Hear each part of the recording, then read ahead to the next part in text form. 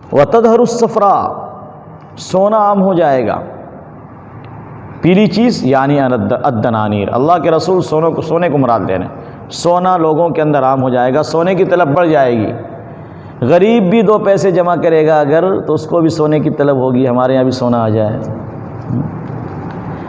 وَتُطْلَبُ الْبَيْضَاء، چاندی کی بھی مانگ ہوگی، ایسا نہیں کہ اس کو چھوڑ دیا جائے گا، سونا اور چاندی سے خوب محبت ہوگی، اور یہ محبت ہماری عورتوں کے اندر بہت زیادہ ہوتی ہے۔ عورتوں کی سب سے بڑی اصلاح ان میں یہ ہے کہ سونے چاندی تو ان کو پہنائیے آپ، لیکن یہ محبت نکالنے کی کوشش کیجیے ان کے دل سے۔ شیخ زکریا رحمۃ اللہ علیہ نے لکھا ہے کہ بسا اوقات عورتیں زیورات پہن کے شرکت کرتی ہیں شادیوں وغیرہ میں، اور پاس والی اگر دیکھ نہ رہی ہے اس کے زیور کو تو اپنے کپڑے ہٹا کر وہ بہانے سے زیور کو دکھانے کی کوشش کرتی ہے۔ یہ عمل بھی، صرف یہ عمل اسے جہنم میں اٹھا کر پھینک دے گا۔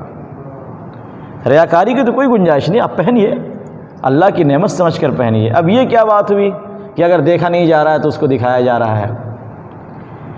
ٹھیک اسی طریقے سے ہم مردوں کو بھی اس مزاج سے بچنا چاہیے، ہم کچھ بھی استعمال کریں دکھانے کے لیے نہیں، لیکن جو لوگ برانڈیڈ کے عادی ہوتے ہیں کہ برانڈیڈ سامان ہم پہنیں گے، ان کو دکھائے بغیر چین نہیں آتا۔ ہمارے ایک رشتہ دار کا واقعہ ہے، وہ قریباً آج سے 8-10 سال پہلے نیو مارکیٹ میں وہ 2200 روپے کا چشمہ لگا کر گھوم رہے تھے۔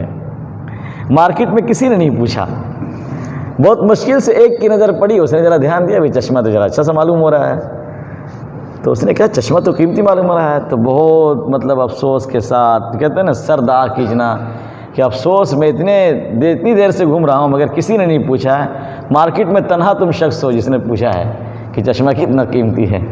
یہ مزاج بہت خراب ہے۔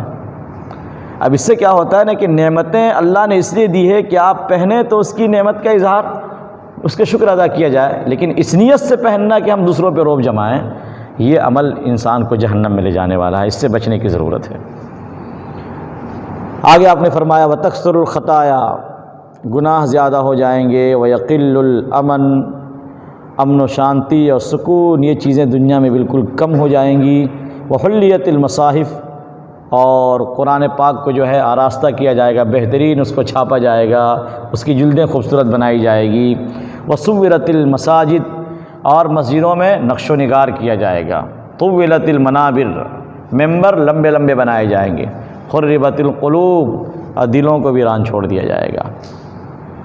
یعنی ظاہر کی سجاوٹ رہے گی مگر اپنے دلوں کو بنانے کی فکر نہ ہوگی۔ آخر کم تقریریں ہوتی ہے اس کے اوپر، خانقاہی علماء الحمدللہ ان کے کوئی بھی بیانات دلوں کی اصلاح سے خالی نہیں ہوتے، اس کا تذکرہ ہوتا ہے، لیکن کتنے لوگ دھیان دیتے ہیں؟ کوئی ان چیزوں پہ دھیان نہیں دیتا۔ ظاہر کی بیماری نظر آتی ہے، بڑے بڑے علاج کرائے جاتے ہیں، اور باطنی بیماری چیخ چیخ کر بتایا جاتا ہے، علماء نشاندہی کرتے ہیں یہ لیکن سننے کو لوگ تیار نہیں ہوتے۔ شربت الخمور، شرابیں پی جائیں گی، عطلت الحدود، اللہ کی طرف سے جو سزائیں مقرر کی گئی ہیں ان کو بیکار کر دیا جائے گا، سزائیں معطل ہو جائیں گی۔ آپ ہندوستان کو تو رہنے دیجیے، جمہوری ملک ہے، مسلم ممالک پہ نظر ڈالیے، کیا شرعی حدود ہیں وہاں پہ؟ سعودی ایک دو چیزیں سعودی عرب وغیرہ میں ہیں، وہ دوسروں پہ رعب جمانے کے لیے کہ ہمارے پاس اسلامی حکومت ہے، دنیا کو بیوقوف بنانے کے لیے، ورنہ ان کے پاس بھی کچھ نہیں ہے۔ اور اب تو وہاں بھی بڑی نرمی آ رہی ہے بہت سی چیزوں میں، اور یہ سب کیوں ہوا ہے معلوم ہے؟ غیروں سے متاثر ہو کر۔ یہود و نصارہ کے اعتراض نے ہمیں اتنا کمزور کر دیا ہے کہ ارے اسلام بہت سخت ہے، اسلام بہت سخت ہے، دیکھو اسلام میں تو ہاتھ کاٹا جا رہا ہے، اسلام میں تو پھانسی دی جا رہی ہے، اسلام میں جو ہے یہ کیا جا رہا ہے، کوڑے لگائے جا رہے ہیں۔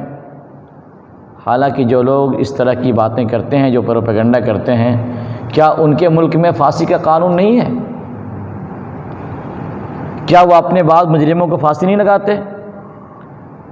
کیا ان کے یہاں مجرموں کو کرنٹ کا شاٹ نہیں دیا جائے؟ کرنٹ کا شاٹ دیا جا رہا ہے، مارا جا رہا ہے، مجرموں کو جیلوں میں جوڑ جوڑ پہ مارا جاتا ہے۔ یہ دہشت گردی نہیں ہے؟ اسلام کی بات دہشت گردی نظر آتی ہے؟ جو اللہ والے جو بھی اس طریقے سے مسلمان گرفتار ہوتے ہیں ان کے ساتھ جیلوں میں کیا حشر ہوتا ہے، کتابیں پڑھ لیجیے، ان کی رپورٹیں پڑھ لیجیے۔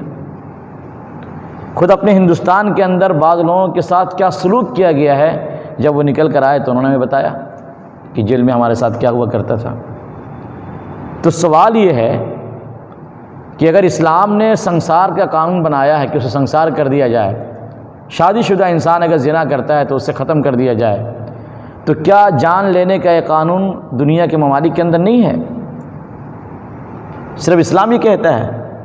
اگر اسلام یہ کہتا ہے کہ چوری پہ ہاتھ کاٹ دیا جائے، تو کیا اس طرح کی سزائیں دوسرے یہ کے اندر نہیں ہے، جہاں پر عمریں برباد کر دی جاتی ہے، جہاں پر انسان کی عقل خراب کر دی جاتی ہے، اتنا ٹارچر کیا جاتا ہے، اتنی سزا دی جاتی ہے کہ انسان پاگل ہو کر جیل سے باہر آتا ہے۔ خلاصہ یہ ہے کہ اسلام تو ایک دائرے میں رہ کر یہ سزائیں مقرر کرتا ہے، لیکن اسلام سے ہٹ کر جو لوگ قانون بناتے ہیں وہ کہیں زیادہ سخت ہے، اس پہ نظر ڈالنے کی ضرورت ہے۔ تو غیروں کے اعتراضات سے متاثر ہو کر اسلامی حدود کو بیکار کر دیا جائے گا۔ وَوَلَدَتِ الْأَمَةُ رَبَّتَهَا، باندی اپنے آقا کو جنے گی۔ اس کا جو صاف ستھرا مطلب علماء نے بیان کیا وہ یہ ہے کہ بیٹا اپنی ماں کے ساتھ ایسا سلوک کرے گا گویا کہ ماں باندی ہو اور وہ اس کا آقا ہو۔ باندی اپنے آقا کو جنے گی، سلوک ایسا ہوگا ماں گویا کہ باندی اور بیٹا اس کا آقا۔ وَتَرَى الْحُفَاةَ الْعُرَاةَ قَدْ صَارُوا مُلُوكًا، اور ننگے پیر چلنے والوں کو، ننگے بدن رہنے والوں کو تم دیکھو گے کہ آگے چل کر وہ بادشاہ بنے بیٹھے ہیں۔ ننگا پاؤں ننگا بدن تو یہ ایک محاورہ ہے، ایک زبان ہے، مطلب یہ کہ نیچے طبقے کے لوگ حکومت کی اونچی کرسیوں پہ بیٹھے نظر آئیں گے، اور ہمارے ملک میں بھی ایسا ہو رہا ہے۔ وَشَارَكَتِ الْمَرْأَةُ زَوْجَهَا فِي التِّجَارَةِ، عورت اپنے شوہر کے ساتھ تجارت میں شریک ہوگی، تو کیا یہ غلط ہے؟ اس میں حرجی کیا ہے؟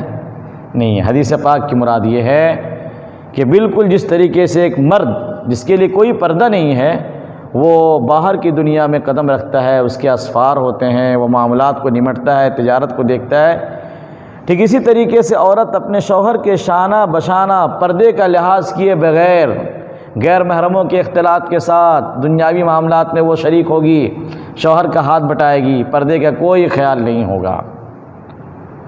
ورنہ تو صرف عورت کا تجارت کرنا یہ قابل اعتراض بالکل بھی نہیں ہے، پردے کے دائرے میں رہتے ہوئے کچھ بھی کر سکتی ہے، شریعت نے اس کو اجازت دی ہے۔ وَتَشَبَّهَ الرِّجَالُ بِالنِّسَاءِ وَالنِّسَاءُ بِالرِّجَالِ، مرد عورتوں کی مشابہت اختیار کریں گے اور عورتیں مردوں کی مشابہت اختیار کریں گی۔ مرد عورتوں کی مشابہت اختیار کریں گے، کڑے پہنیں گے، کان میں یہ ڈلوائیں گے، ہار پہنیں گے، اور جس طرح اور اس سے آگے بڑھ کر کہیے کہ وہ شکل اگر کہیں کہ آج جو بہت تیزی کے ساتھ جاہل نوجوانوں میں پیدا ہوتی جا رہی ہے، ہجڑا بننے کی شکل آج کل نوجوانوں میں رجحان پنپ رہا ہے۔ حیرانی ہوتی ہے کہ اللہ نے مرد بنایا ہے، اتنی بڑی نعمت سے نوازا ہے، کس طریقے سے اس گمراہی کی طرف جا رہے ہیں اور اپنے آپ کو ہجڑا کہلانا پسند کر رہے ہیں۔ اسی طریقے سے عورتیں مردوں کی نقالی کریں گی، بال چھوٹے کروائیں گی، ٹی شرٹ پہنیں گی، جینس پہنیں گی، فخر محسوس کریں گی۔ اور اچھے اچھے گھرانوں میں یہ دیکھنے کو ملتا ہے، جس گھرانے کی گارجین ماشاءاللہ داڑھی ٹوپی والے ہوتے ہیں، ان کی بیٹیوں کا یہ حال سنا جاتا ہے اور دیکھا جاتا ہے۔ ایک واقعہ میں نقل کر رہا ہوں، بس ایسے ہی 1 منٹ کا ہے۔ میرے ایک دوست تھے، وہ لیڈی سیٹ پر بیٹھ گئے بس میں، جان بوجھ کر، وہ عالم تھے، تو ایک محترمہ آئی بالکل ٹی شرٹ اور جینس میں، وہ اٹھے نہیں۔ اس نے کہا مولوی صاحب دیکھ لیں لیڈیز سیٹ ہے، تو انہوں نے کہا میں دیکھ رہا ہوں، میں تو انتظار میں کوئی لیڈیز آئے، ٹھیک کوئی لیڈیز آ جائے گی میں اٹھ جاؤں گا۔ انہوں نے کہا کہ میں نے سیٹ تو چھوڑ دیا لیکن پہلے میں نے اس کو بے عزت کیا تاکہ اس کو احساس ہو اپنے لباس کے بارے میں، پھر میں نے سیٹ چھوڑ دی بہرحال اس کے لیے۔ بھائی روایت لمبی ہے، میرے خیال میں اس کو یہیں پہ روک دیں، ہے نا، انشاءاللہ پھر اگلے ہفتے میں اس کو مکمل کرتے ہیں۔